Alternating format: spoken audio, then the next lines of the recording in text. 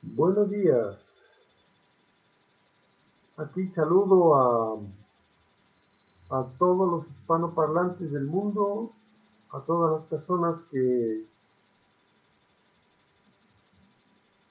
escuchen mi canal. Es un canal que estoy estrenando, lo estrené recién el viernes 19 de este mes. Esta es la segunda sesión. Yo estoy ubicado en México, en el estado de Morelos, en Tlayacapan. Siempre digo lo mismo, un lugar precioso, con muchísimo sol, nunca hace frío y siempre hay sol prácticamente. Floración de plantas todo el año. Aquí yo tengo un consultorio en donde doy tratamiento, soy doctor naturista de holística,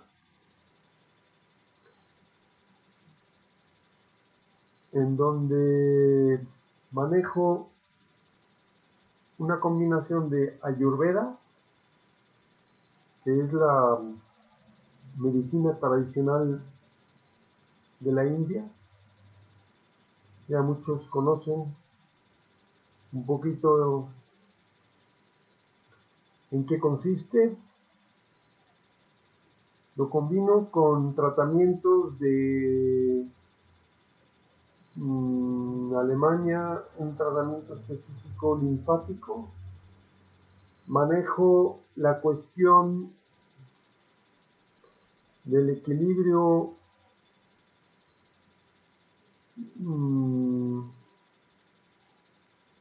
de alcalinidad,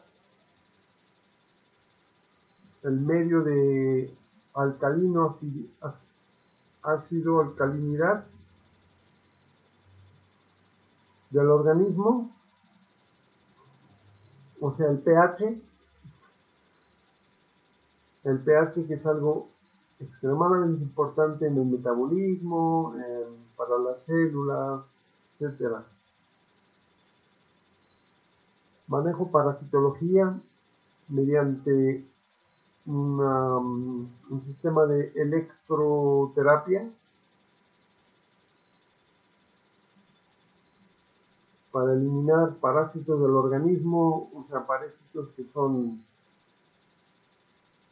virus, bacterias, hongos y gusanos de todo tipo.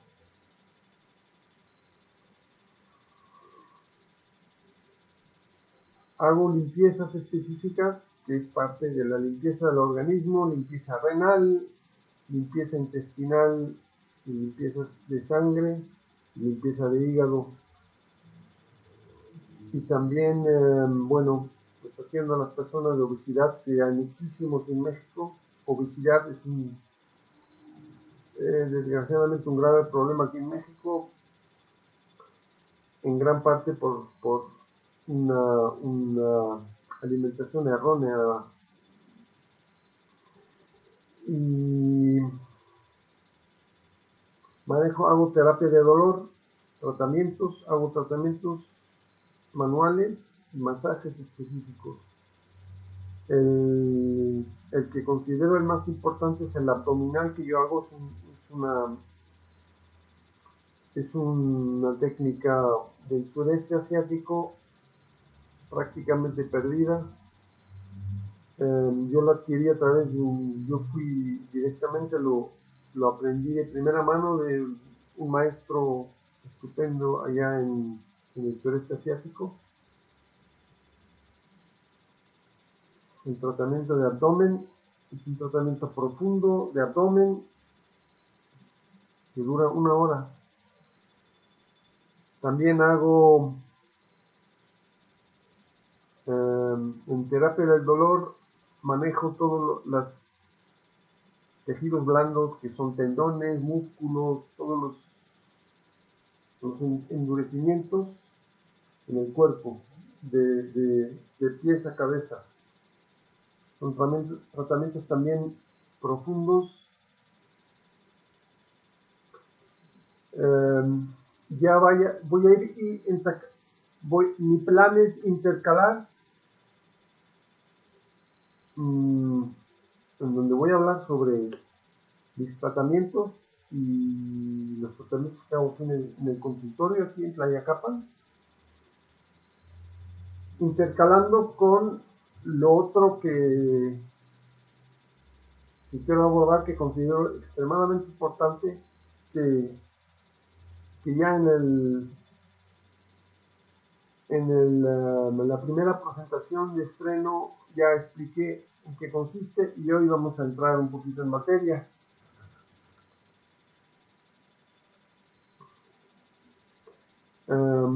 Entonces, bueno, esto nada más como introducción para que sepan lo que hago. Me pueden contactar, yo dejo uno o dos correos electrónicos, los dejo abajo en los comentarios, en la explicación y en el resumen del contenido de cada video. Yo transmito por YouTube, también transmito por otros canales, Rumble, BitChute, y a ver si meto también por Instagram. Voy a ver si entro a Instagram, pero en todo caso, pues Rumble, BitChute y YouTube ya lo tengo organizado, y ya me iré extendiendo, si puedo,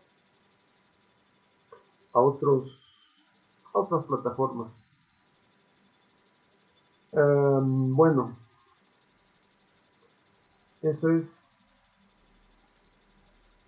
la primera explicación sobre el tema de salud, digamos, fisiológica. Ahora vamos a la otra parte que también yo considero que es salud, y consiste en lo siguiente. Miren, ya que yo vaya haciendo más videos, ya me conocerán más y ya entenderán más, no tendré que hacer tanta explicación introductoria.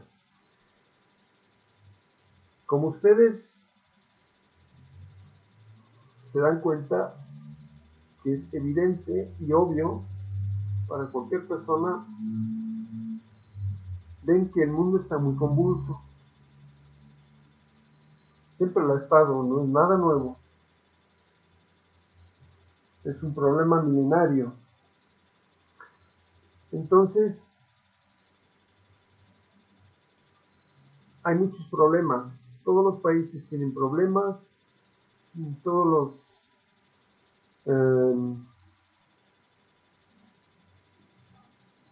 los gobiernos tienen problemas, los partidos políticos siempre están en luchas internas, peleas. Yo lo llamo peleas, ellos dicen que son debates, pero todo es a ver quién puede más. Son fuerzas de poder y tratar de aniquilar al otro. Es un poquito eso es lo que es la política. Pero las mismas luchas se dan en universidades, se dan en la educación, se dan entre los científicos, se dan en el mundo del negocio, del comercio, de las finanzas, en todo, en todas las profesiones. Siempre ese afán de la competencia, a ver quién es mejor, a ver quién gana más dinero, la ambición. Es Es lo que es normal, se considera normal, ya nadie ni lo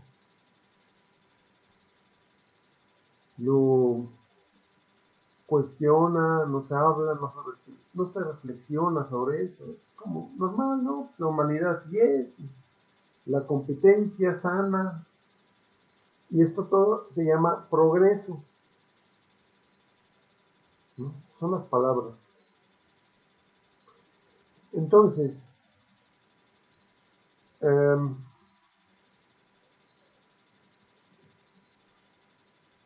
como ven, todo esto, ¿a qué lleva? Pues hay mucha violencia, hay muchísimas matanzas, hay muchísimas guerras, o sea, guerras legalizadas, las llaman guerras legales, guerras ilegales, matanzas criminales. Cada actividad violenta tiene un poquito su denominación, pero al final todo es violencia. Ahora, violencia no es solamente dañar físicamente a una persona, hay muchos niveles de violencia, esto ya lo iremos hablando. Entonces, hoy quiero que nos centremos en algo que es medular en todo esto. La pregunta que tenemos que hacernos es, ¿de dónde surge? ¿Por qué el humano es como es? Y siempre decimos, no, pues no somos perfectos, somos humanos, como decís. Nos, nos autojustificamos nuestros vicios, nuestras ambiciones, nuestras violencias, ¿no? Errar es humano, eso es todo lo que se dice. Pero bueno, yo quiero que nos metamos más a fondo a esto, porque aquí hay un punto clave. Las personas,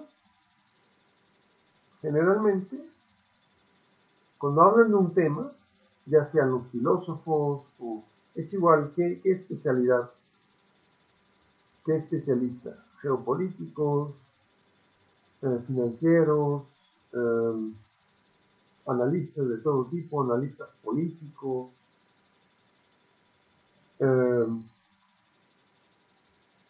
congregaciones religiosas organizadas, todo eso va englobado en lo mismo. Cada quien aborda lo que aprendió, lo que él llama su profesión o su especialidad. Bueno,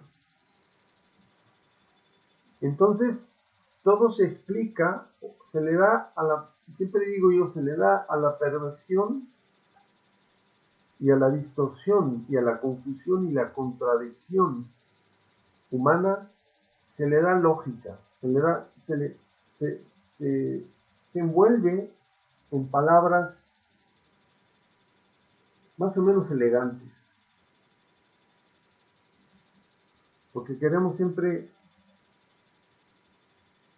pues el ser humano tiene la tendencia de querer hacer ver algo que no es,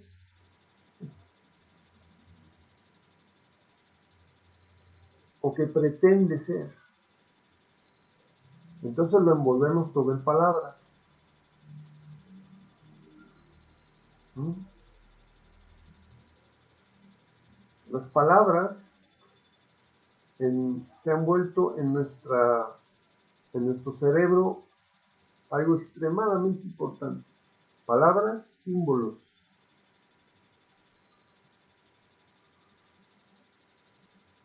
imágenes. ¿Mm? Y todo eso tiene un origen. Tiene un origen. Y de esto vamos a hablar hoy.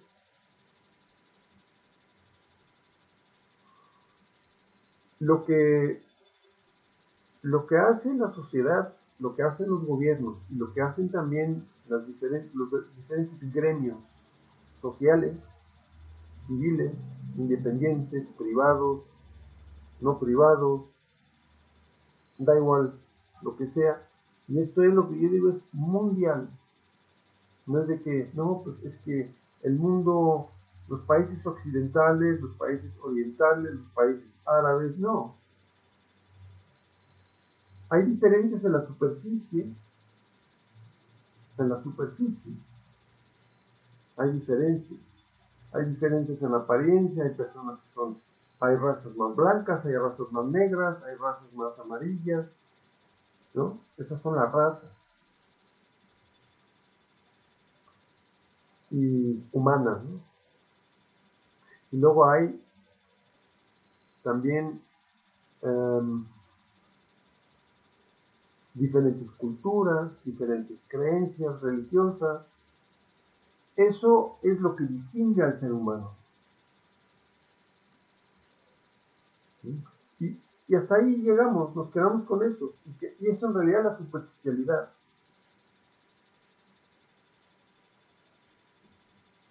Entonces, ¿de qué se habla generalmente? Se habla de las instituciones. Todos hablan de que el gobierno tiene que cambiar, el gobierno no ha cambiado, o el gobierno es bueno, el gobierno es malo, ha fallado en esto, eh, ha coincidido el otro, le ha funcionado el otro. Siempre estamos hablando de instituciones. Un gobierno es una institución, un partido político es una institución, las organizaciones internacionales, sean las Naciones Unidas, la Organización Mundial de la Salud, la Organización Mundial de Comercio, eh, el Pentágono, bueno, miles de instituciones que hay. Las instituciones de salud, las instituciones legales, jurídicas, las educativas. Siempre se habla de las instituciones, pero ¿qué es una institución? Una institución es un ente abstracto. ¿Quién le da vida a una institución? El ser humano. O sea, los seres humanos que están llevando o están inmersos en las instituciones, haciendo un trabajo específico, son los que le dan vida a las instituciones. Son los que generan los reglamentos, son los que hacen todo. Son los seres humanos. Entonces todos los errores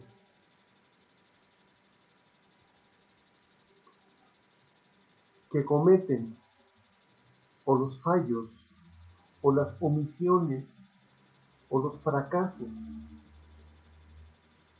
y por qué no, los aciertos también, que son pocos, pero algún acierto puede haber, de alguna institución, puntualmente en algún momento, en tiempo, es obra del ser humano. Pero llama mucho la atención que no se habla del ser humano.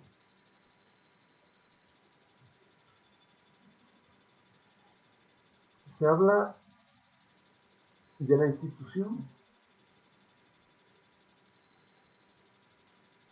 como si la institución fuera un ente vivo. La institución es un ente abstracto, no es vivo. Aquí los vivos son los seres humanos. Pero el ser humano está supeditado a las instituciones.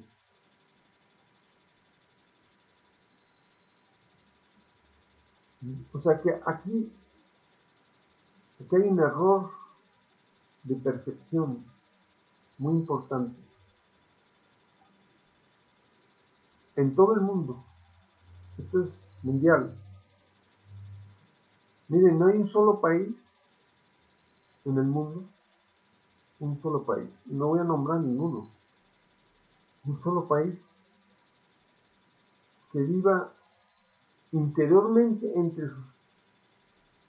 adentro de sus propias fronteras en armonía.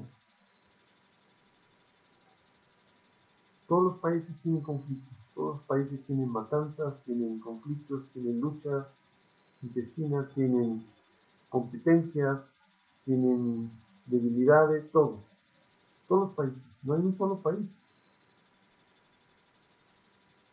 Y saliendo de las fronteras, los países entre sí tienen alianzas, que ahora no los voy a nombrar, que no quiero que nos metamos en especificidades ni políticas ni ideológicas, no es el tema no es el propósito de este canal, pero sí es el propósito del canal de entender que hay un problema fundamental entre el ser humano y las instituciones que los seres humanos crean.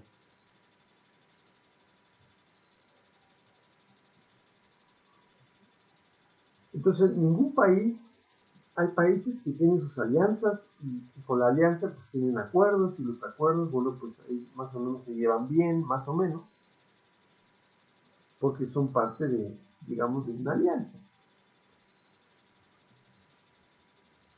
Pero los países, no hay armonía entre países. Y no hay armonía entre los países vecinos. Hay conflictos prácticamente en todas las fronteras. Latentes, históricos, flagrantes, agudos, depende.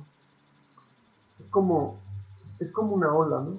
De repente surge otra vez y luego cuando hay un conflicto, después va uno viendo la historia y dice, no, pues es que este conflicto es antiguo. Este conflicto fronterizo tiene 200 años o 300 o 400, pero nadie habla de él hasta que de repente brota el problema y luego empiezan a hablar y dicen, no, pues este problema es muy antiguo.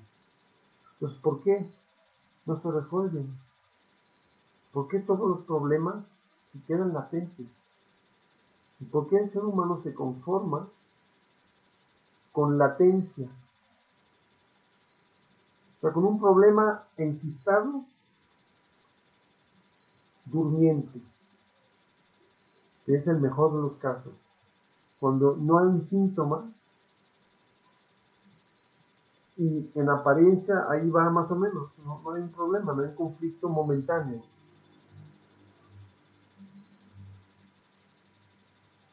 Pero de repente brota. ¿Por qué el ser humano, o sea, cuál es la incapacidad del ser humano en general?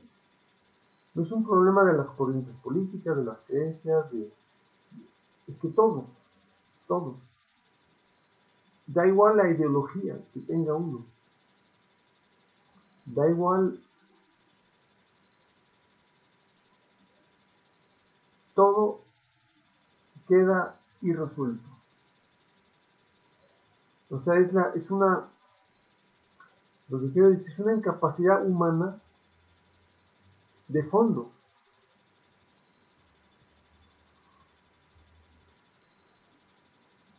¿Y por qué? Hay una causa. Esto no es nada más de que sí, así es, ya. ¿Por qué en los últimos 5.000 años ha habido muchísimas más guerras que antes? Ha habido muchísimo más guerras de 5.000. Si vemos los últimos 5.000 años, ha habido mucho más guerras. Arriba de 5.000, pero muchísimas guerras. grandes, pequeñas, regionales, pero guerras, conflictos, guerras. Igual la palabra que nombremos, a ver si no, conflicto regional, guerra grande, guerra internacional, da igual, conflicto. Bueno, entonces, cuando vemos a la humanidad en su totalidad, nos vemos, los humanos, somos humanos.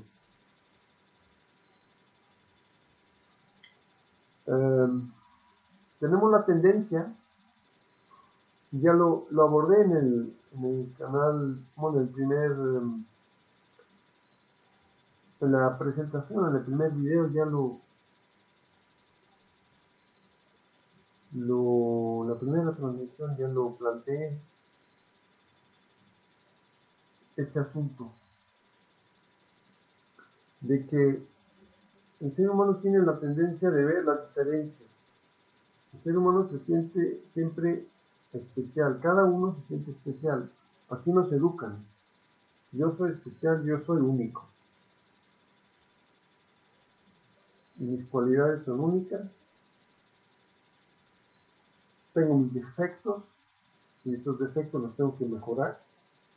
Yo tengo que aspirar a algo que no soy, o sea, mejorar.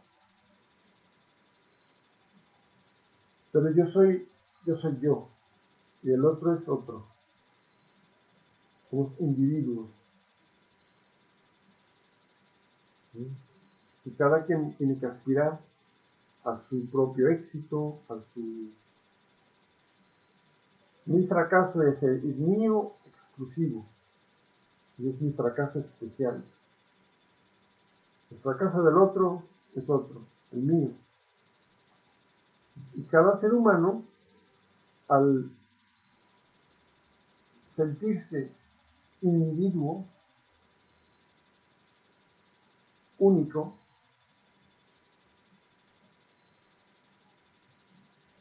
pues vive desde su centro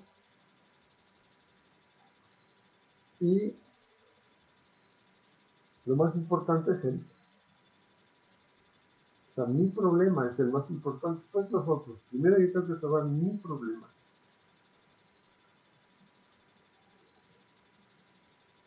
Económico, emocional, todo, yo. Lo que pasa es que el ser humano está tan lleno de problemas, está absorbido, ya le ocupa toda su vida. Está inmerso, centrado y ocupado consigo mismo. ¿Sí?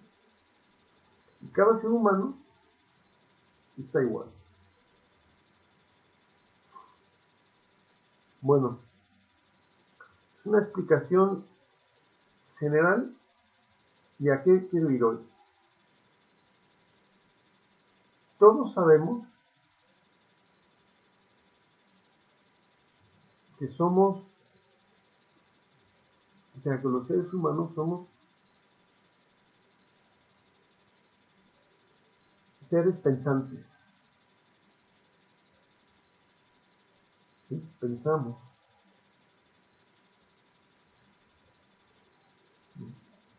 Bueno, pensar desde, bueno, en Occidente, sobre todo, desde los antiguos griegos, el pensar, el pensador, el pensamiento, ha sido, bueno, en esa época, extremadamente importante. O sea, era el símbolo del ser humano, el pensador, el pensar. Y esto lo hemos, o sea, culturalmente lo hemos pues heredado. Y seguimos desde esa época, o sea que no es desde ayer o de hace 50 años, hace más, por eso, desde los antiguos griegos, o sea, ya más de unos cuantos miles de años,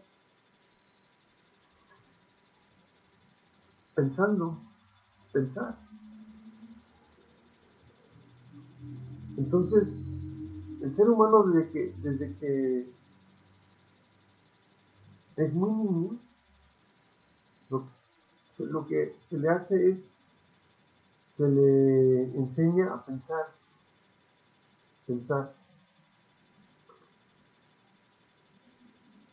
¿Sí? Pensar es pensamiento. Lo que se piensa son pensamientos. Hay dos cosas, pensar y pensamiento. Los pensamientos se transforman se vuelve o sea, el ser humano, el pensamiento lo piensa. Bueno, ahora, ¿qué es pensar? Eso es la primera pregunta que hay que hacer. ¿Qué es pensar?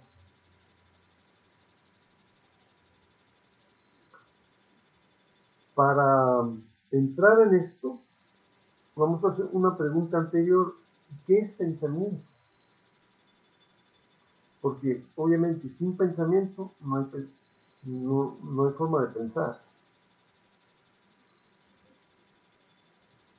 ¿Qué es pensamiento? ¿De dónde surge? ¿Y por qué pensamos?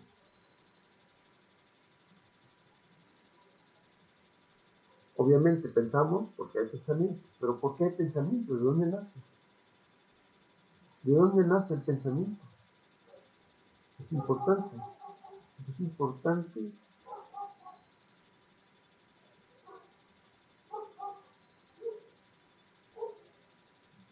hacerse esta pregunta como ser humano. Yo les dije en la primera sesión de estreno, yo les dije que este espacio que abro no es para dar datos, para yo hacer una disertación y que mis auditorios, o sea, mis audientes, los que van a escuchar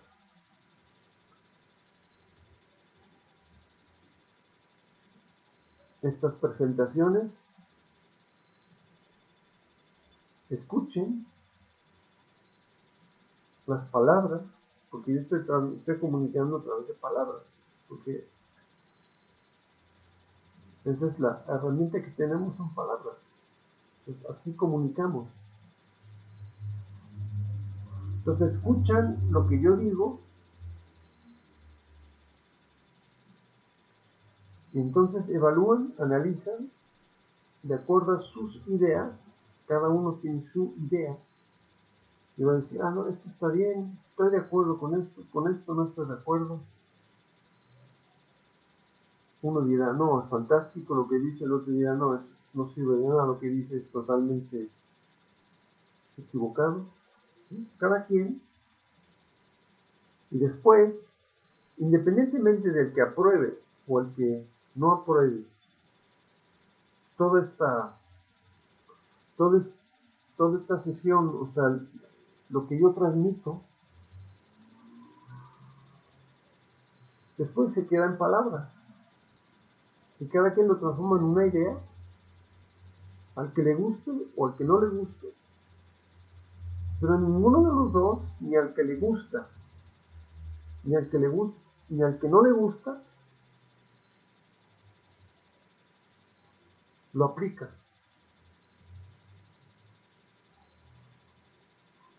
Esto lo digo porque estamos entrenados desde niños en las escuelas, es lo que hacen. En la escuela hay un profesor una autoridad que da información. ¿Y qué es lo que se les pide a los alumnos? Ya desde niños, y luego ya sigue en la universidad lo mismo. O sea, el proceso es el mismo hasta el final. ¿Qué se les pide?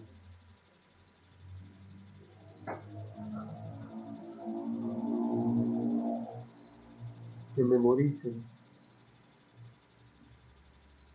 memoricen la materia. Y cuanto mejor se memoriza, o sea, cuanto mejor memoriza un alumno o un estudiante, después mejores evaluaciones tiene, porque luego se evalúa.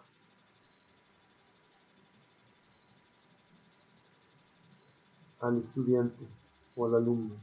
Dice, bueno, a ver, te voy a hacer un test y voy a ver y te voy a evaluar qué has retenido, en dónde te has equivocado, qué no es correcto y qué es correcto. Y luego ya van la nota así, la calificación. Este es el sistema.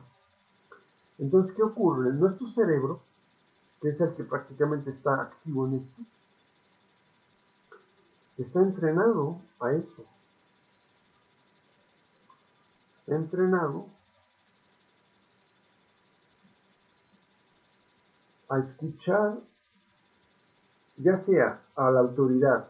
¿Quién es la autoridad? El que habla, o sea, el especialista, ya sea el físico, el químico, el artista, el músico, quien sea, da igual, es la autoridad. O los libros que se les hace leer a los estudiantes y a los universitarios.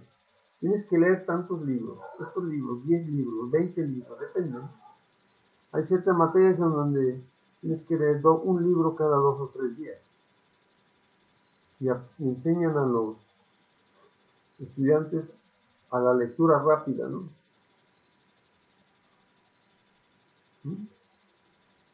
Un libro es una autoridad también. Un libro es lo mismo. Entonces, el que escucha está acostumbrado a eso. Uno habla, suelta datos y el otro memoriza. Y después, ¿qué ocurre con lo memorizado? Se repite en algún momento en las calificaciones, en las pruebas, en los test, pues se sirve uno del almacén de la memoria almacenado en la célula del cerebro para plasmar y demostrar en el test de que he memorizado.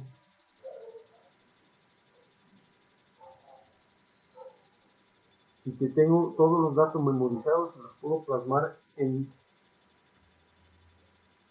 papel, por decirlo, o en pantalla, que ahora todo es en pantalla. ¿Mm? Y ya. O sea, es un procedimiento de... O sea, el ser humano se ha transformado en un banco de datos.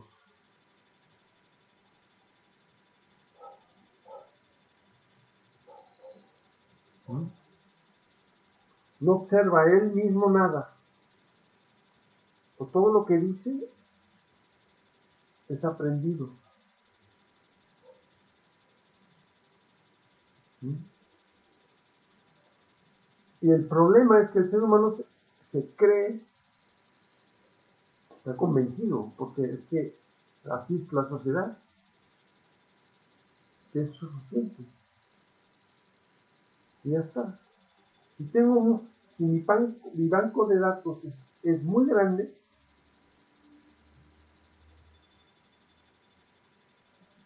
sé mucho, y si sé mucho, soy una autoridad en mi materia. Y después, cuando yo transmita, voy a transmitir lo mismo que tengo en el almacén. Y mis alumnos, mis estudiantes, también van a hacer el mismo procedimiento. Van a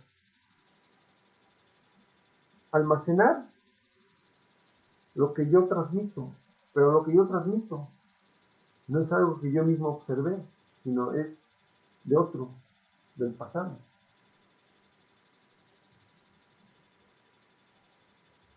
¿Sí? Eso es lo que hace el ser humano desde hace mucho tiempo.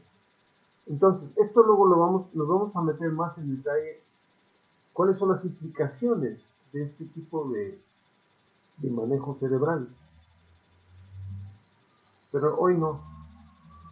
Lo que quiero explicar hoy es que lo que yo digo aquí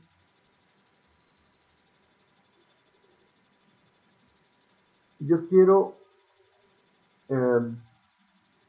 y voy a tratar de siempre ser lo más sencillo y simple posible para animar al que me escuche no recibir y almacenar la información que yo transmito. Yo quiero más bien ser un espejo para que las personas reflexionen y no se crean lo que yo digo, ni digan lo apruebo o lo desapruebo. Cualquiera de las dos es incorrecto. Ni aprobar ni desaprobar lo que yo digo, sino yo lo que quiero es que las personas lo comprueben consigo mismo, pero no con una idea ya prejuzgada. Para eso las personas tienen que ponerse en cero. O sea, el que me escuche ya tenga una idea predeterminada y no la abandone. No puede hacer nada, no le va a servir. Porque ese lo que va a hacer es, o lo va a probar, lo que yo digo, porque lo aprueba porque coincide más o menos con lo suyo, con su cerebro, o el otro que no coincide en absoluto y dice, no, esto no sirve.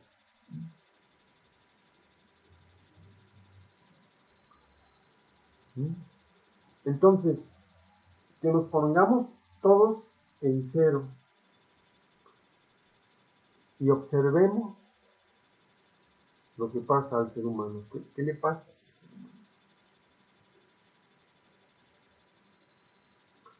Entonces, de esa manera, con ese espíritu, quiero que las personas traten. No es fácil porque el ser humano está entrenado a eso, a asimilar datos y a memorizar. Ese es el condicionamiento del cerebro. Pero lo digo porque es muy importante, porque por eso hago este espacio.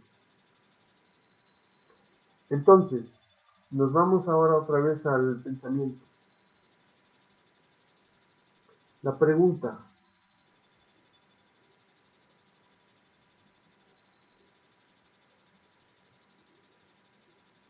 ¿qué es pensar? ¿Qué es pensamiento? Empezamos por ahí. ¿De dónde surge pensamiento?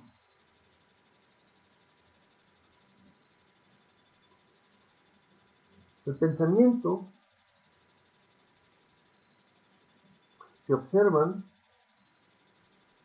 el pensamiento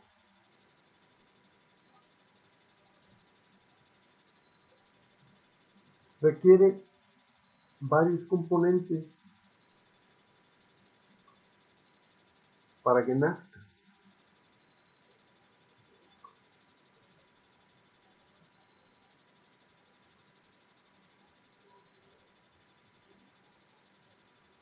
Entonces la cadena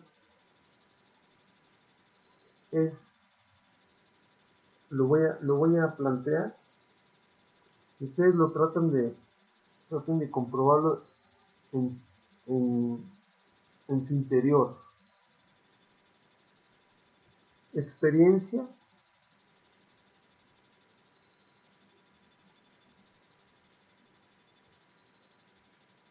experiencia es algo que se experimenta, experiencia, cualquier experiencia que se dé.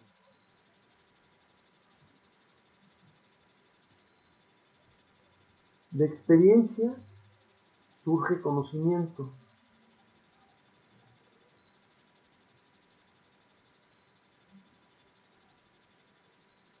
El conocimiento se almacena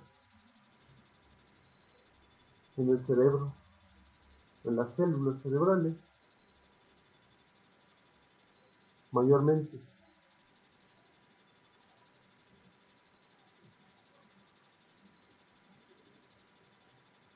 Y se almacena en forma de memoria.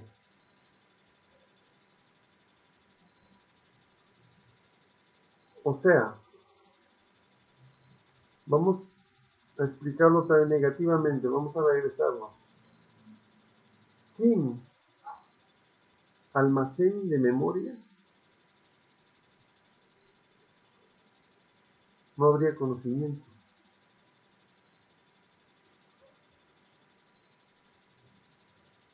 Sería imposible. Se necesita un proceso de memorización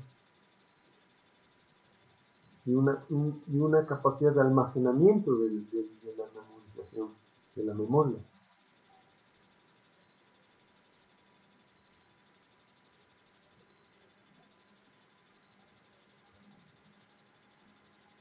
Y de la memoria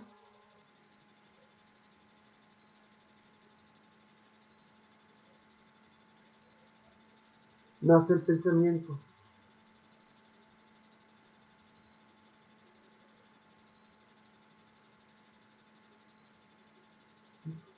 Conocimiento, memoria, pensamiento.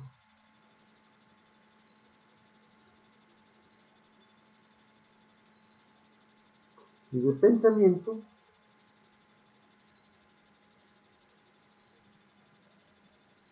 el pensamiento se transforma en el pensador.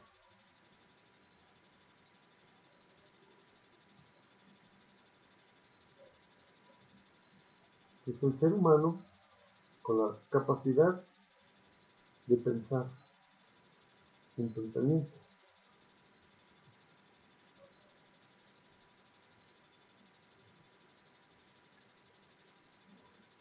Ahora, vamos a las implicaciones de esto.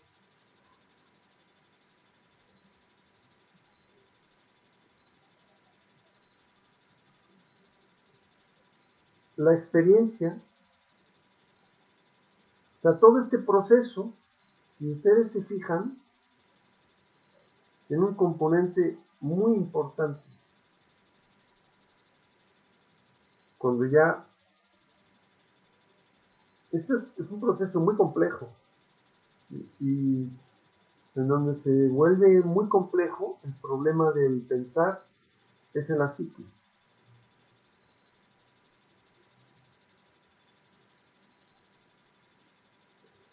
Pero vamos poco a poco. El pensador, ¿sí?, quien recoge el pensamiento y lo piensa, que es el ser humano, el ser humano se transforma en un pensador en el momento que piensa. Y esto es posible por la cadenita que yo mencioné. No puede faltar ningún eslabón de la cadena para que después uno pueda pensar.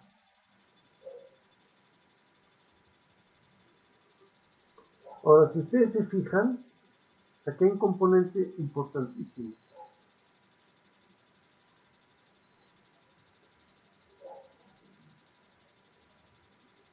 Que es el factor tiempo.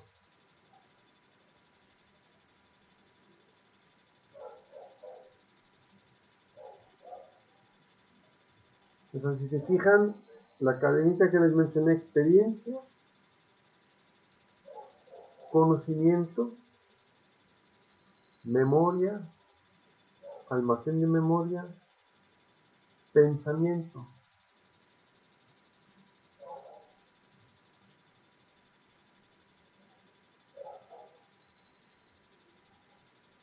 Es tiempo. ¿Se dan cuenta? Les dejo reflexionar, por eso no quiero explotar con palabras. ¿Notan que es el pasado?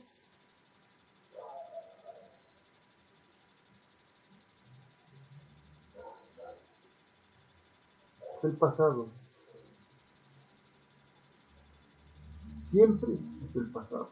No a veces, siempre.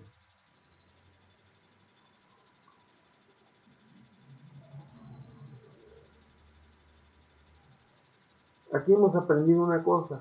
Con esto ya hemos aprendido un detalle muy importante.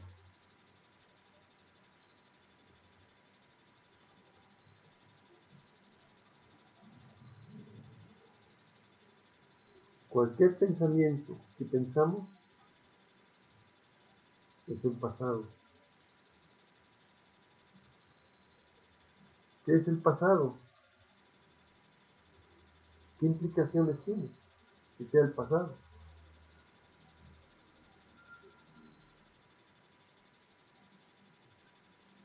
Bueno, que no es el presente. Esto es muy importante. Ya luego, pues vamos a ver por qué es tan importante. No se queden colgados, por favor, con la palabra. Estamos acostumbrados a palabras, pero la palabra es una representación solo aproximada de lo que uno está describiendo. Acuérdense de eso, por favor. Cualquier palabra es una representación o una descripción, como ustedes quieran decirlo, de lo que estamos describiendo. Es una representación aproximada. Lo digo con cuidado. O sea, no es lo que la palabra describe. Es mucho más de la palabra. O sea, cualquier palabra que después se transforma en un pensamiento, aunque el pensamiento tiene otros componentes, luego lo vemos. Pero uno de los componentes principales o muy importantes del pensar son las palabras.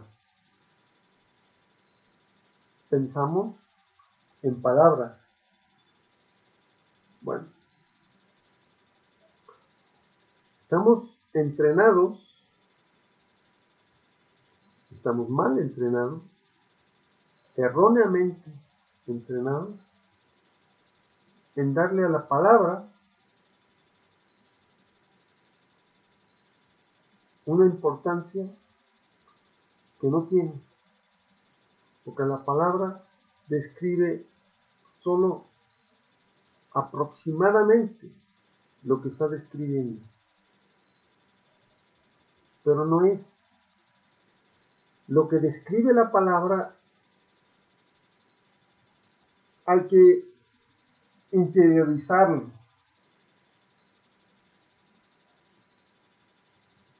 Es una interiorización no verbal.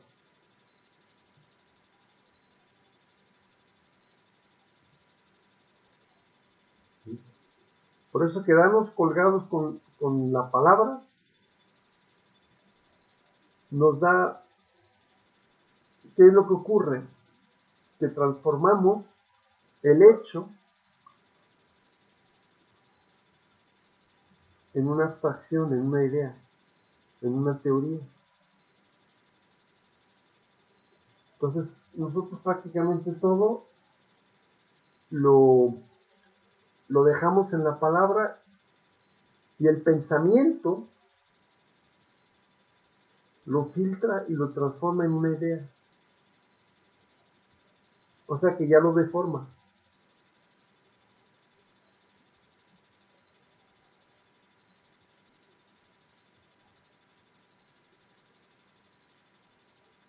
A ver, para que entiendan esto mejor,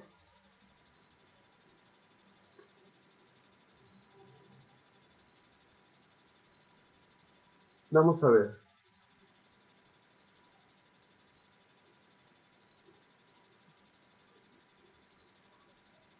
¿De dónde? Aquí vamos a una pregunta muy importante. ¿De dónde surge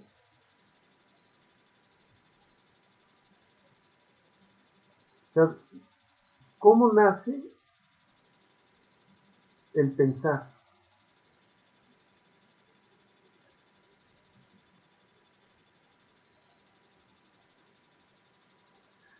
El pensar, obviamente, del pensamiento, dijimos que surge de la memoria. O sea, el pensamiento está totalmente, depende totalmente de la memoria, de lo que haga de la capacidad de la memoria. Bueno, ¿qué hace la memoria con el conocimiento que almacenó? ¿Sí? Acuérdense de la cadena: experiencia, conocimiento, memoria, almacén, y después ya viene el pensamiento. ¿Qué hace la memoria? Porque ¿qué es lo que está memorizado en el cerebro? El conocimiento. Ahora, la memoria, lo que hace la memoria no tiene capacidad de extraer el todo del conocimiento. Extrae solo una parte. La memoria ya es selectiva. O sea,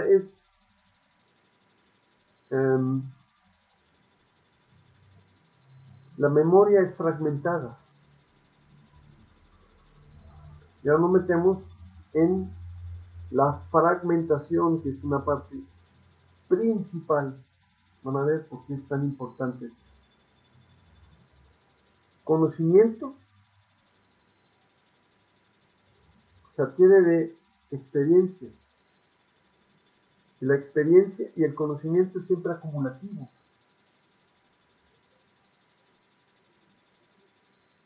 Entonces aquí hay esto es prácticamente es una regla, por decir, física, ¿no?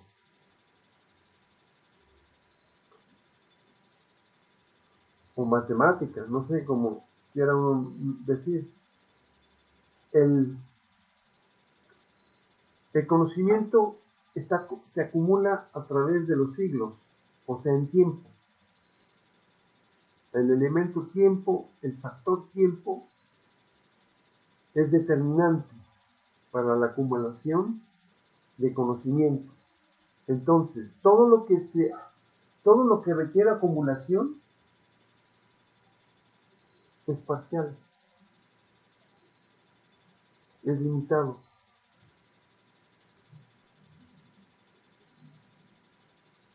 Nunca es el todo, siempre es una parte. Entonces, El conocimiento ya es fragmentado y se va acumulando. O sea, la suma del conocimiento nunca te va a llevar al todo, nunca, no es posible, porque el todo no se requiere acumular, el todo siempre es todo,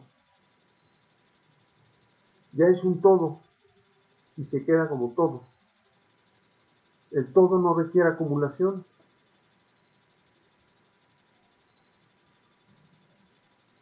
Entonces no requiere tiempo. El conocimiento es acumulación.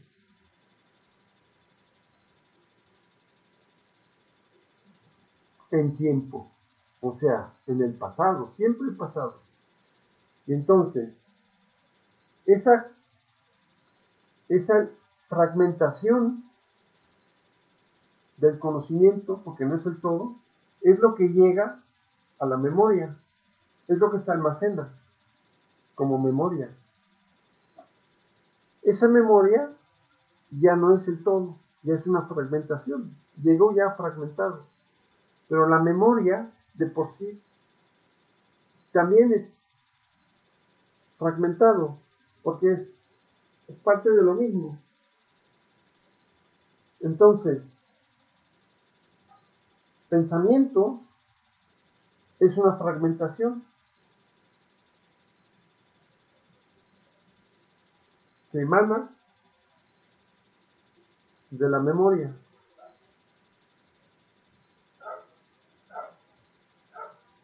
Ahora, pensamiento es, esto es un fenómeno interesante. El pensamiento lo que hace, lo que ese pensamiento es un, un simple, una reflexión, un reflejo de la memoria.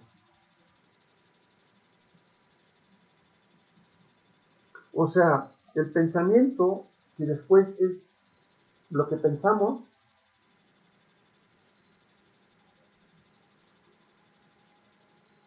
es una fragmentación y es un reflejo de la memoria. Y esto se puede comparar con es como una pantalla de televisión. La pantalla de televisión lo único que hace es transmitir, nada más. Y aunque en la pantalla lo que uno ve parece real, no es real. Es la pantalla que lo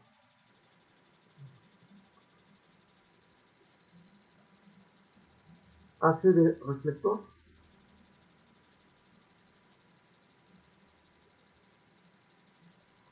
Es un fenómeno muy interesante. Entonces, lo que el ser humano piensa no es más que eso. Y hay otra cosa que es muy importante saber, que es un proceso. Proceso, siempre todo lo que es un proceso es un movimiento en tiempo.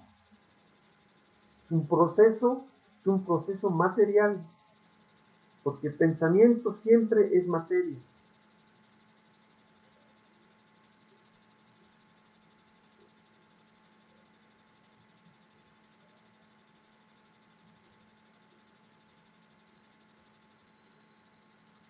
De hecho, tiene que ver la electroquímica. Esto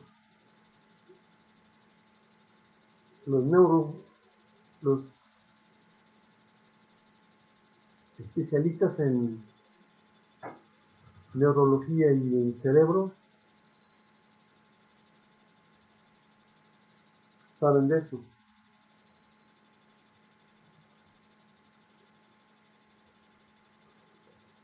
Entonces, ¿qué hemos aprendido? Que cuando pensamos, estamos pensando una fragmentación. nada más. Y que es siempre el pasado.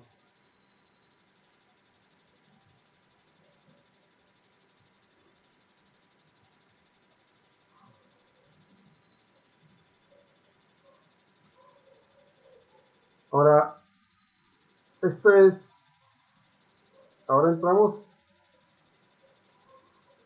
en la parte de la psique. O sea, ¿qué hace el pensamiento en la psique humana o fuera de la psique?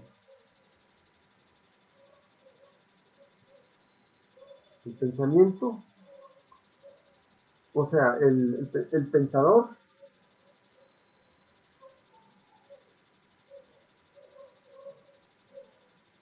¿qué repercusiones tiene pensar para el pensador, el pensante, el ser humano que piensa? Esto es un aspecto que lo vamos a abordar la próxima vez.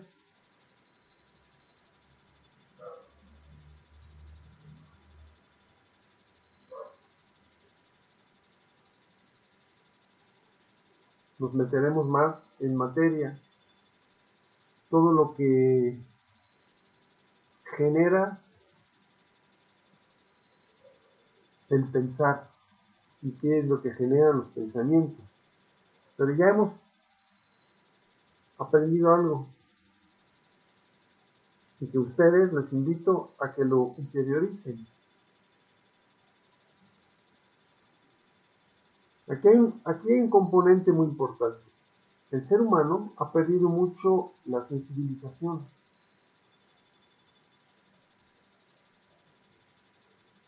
Pensar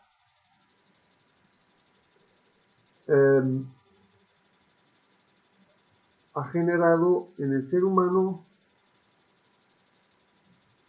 un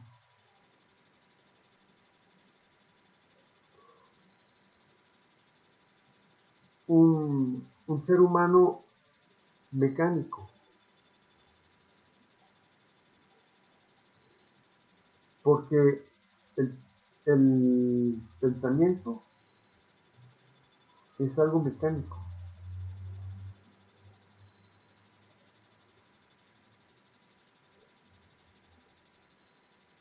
Y esto lo voy a, ya en la próxima sesión nos metemos más en materia. El cerebro, que está involucrado en este proceso de pensar, no solo del almacén, el cerebro está involucrado en el pensar. Sin cerebro no podemos pensar, y sin cerebro tampoco hay memoria almacenada. O sea, el cerebro participa en ambos.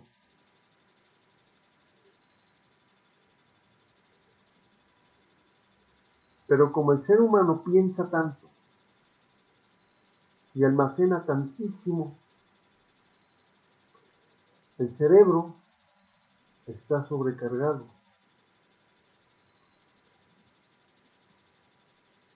El ser humano no lo nota. Lo único que percibe el ser humano es cuando tiene ya problemas cerebrales.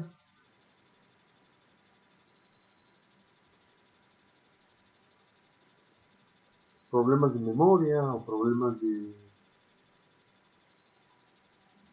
otro tipo, ¿no? Pero el cerebro tiene una característica muy importante. El ser humano no siente el cerebro. El ser humano solo siente el cerebro a través de los órganos sensoriales nada más. El cerebro no tiene terminales nerviosas, no se siente. De hecho, los cirujanos pueden operar el cerebro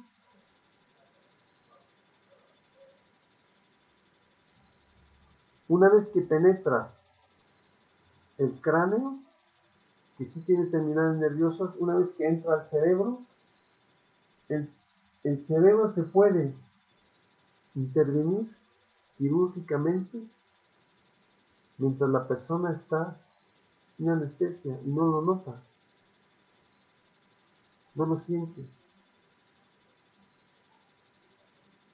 Una característica muy importante del cerebro, y por eso el cerebro, el ser humano, no se percata, no, no hay dolor ni nada que, que dé señales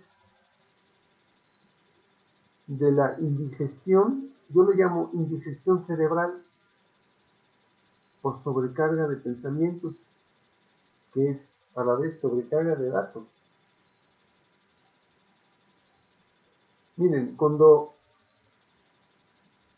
los intestinos, cuando hemos comido en exceso, por ejemplo, o hemos bebido en exceso, o algo que nos ha hecho daño, o nos duele, o se inflama, sentimos algo. O sea, nuestros intestinos, el intestino grueso, lo sentimos, nos duele, el intestino delgado también, es sensible, y lo sentimos, el cerebro no.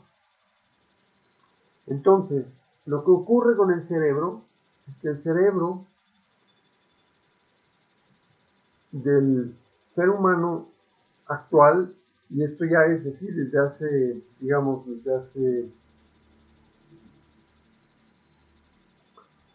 muchos siglos, esto no es nuevo, el ser humano tiene el cerebro sobrecargado y está fragmentado el cerebro.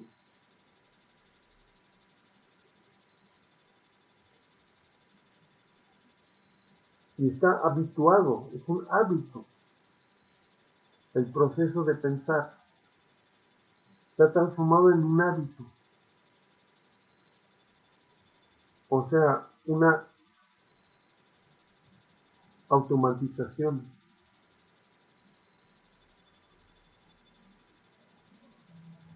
¿Sí? Entonces, para cerrar esta sesión,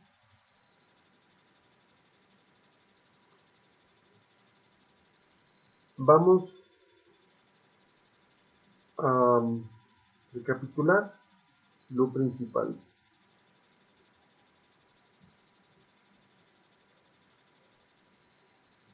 Pensamiento es siempre el pasado.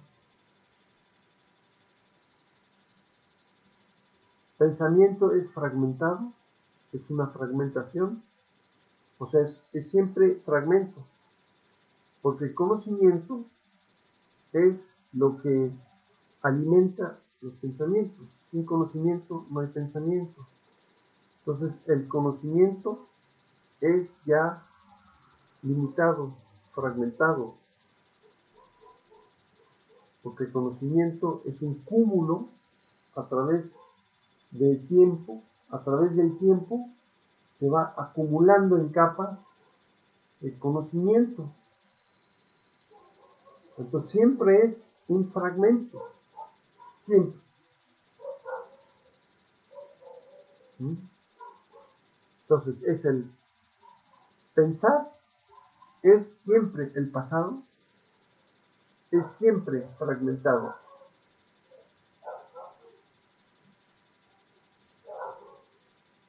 Y es un proceso material.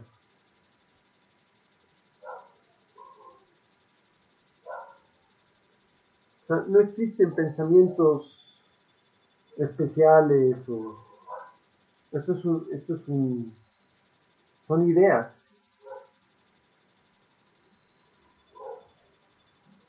Darle categorías al pensamiento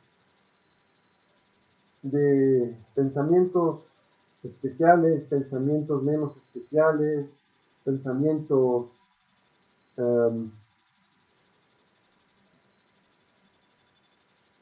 positivos, pensamientos negativos.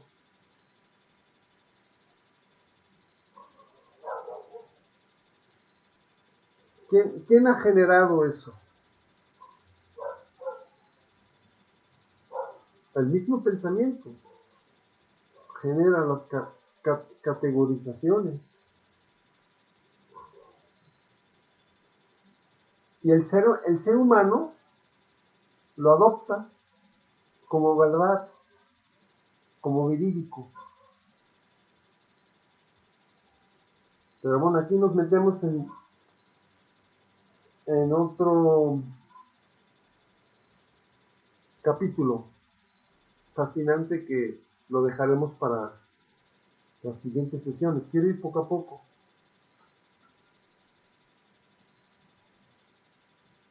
Ya, váyanse escuchando. Si quieren, bueno, si tienen preguntas, escríbanme o si quieren, suscríbanse para que mi idea es ir juntando un grupo de personas, una pequeñita comunidad para, como le llaman, para después hacer programas en vivo. A ver si, para que se vuelva un poquito más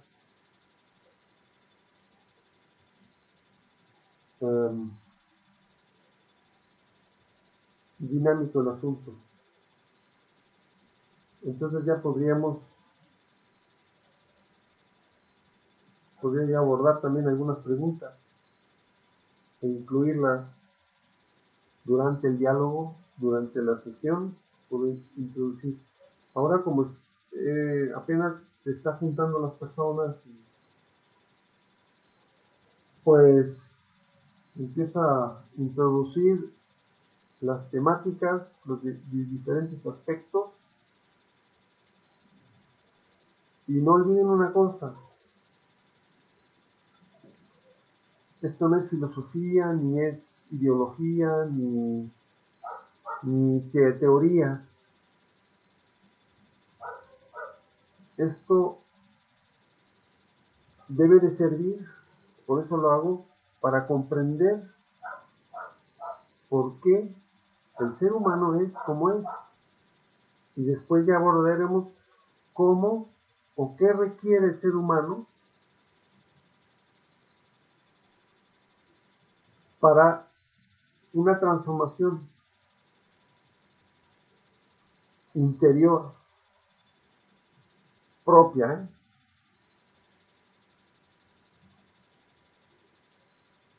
Quiero mencionar una cosa más en este aspecto.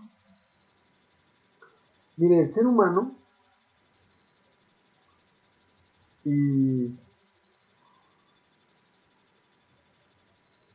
estoy describiendo hechos, no es una opinión mía ni nada. Ustedes mismos lo pueden comprobar. El ser humano tiende a evaluar el mundo o las sociedades haciendo análisis de otras personas, de otros grupos de personas o países o instituciones. O sea, siempre hacia afuera.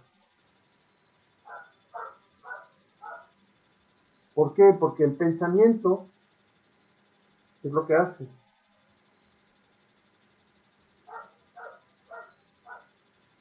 Entonces, el pensamiento no permite, o sea, el pensador solo piensa día y noche. Porque los sueños son pensamientos residuales. Pero el pensar no permite, o sea, el pensar, que es lo que el ser humano hace sin darse cuenta, o sea, y lo ve normal, pero es un pensar constante, es un ruido permanente. O sea, el ser humano nunca está en silencio. Silencio no es ausencia de ruido acústico. Silencio es ausencia interior de pensamientos.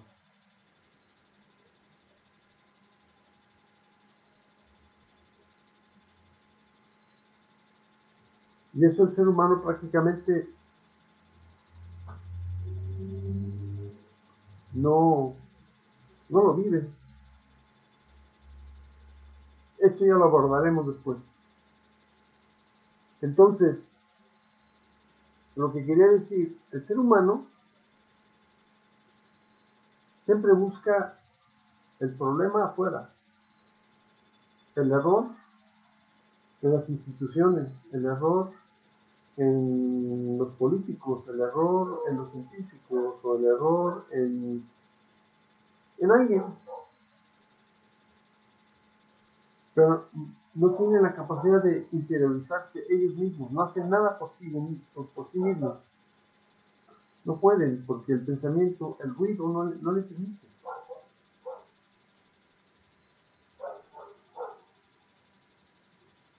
¿Sí? Esto es problemático para la convivencia humana, extremadamente problemático. ¿Sí? Muy bien, yo creo que es suficiente por hoy. Hoy lo dejamos así y yo engancho la próxima vez, la próxima sesión, engancho a partir de donde me quedé.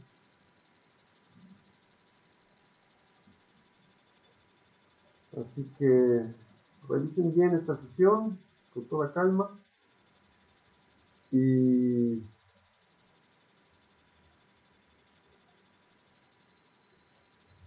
si quieren suscríbanse o como para que yo también vea que hay cierta respuesta y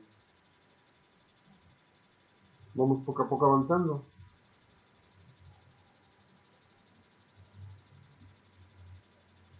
Así que